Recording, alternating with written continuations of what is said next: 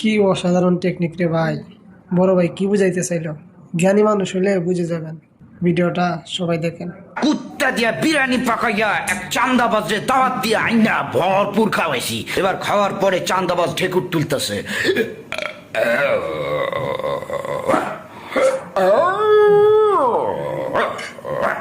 আমি বললাম কিরে কি খবর, কি খাইছস,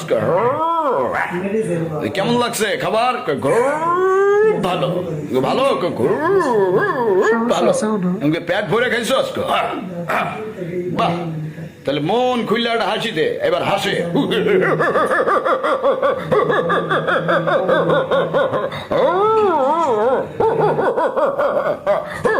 বললাম থাম থাম থাম, তো ভাই খাওয়াইছে, বাইরে এবার একটা থ্যাংক ইউ দেখো। Thank you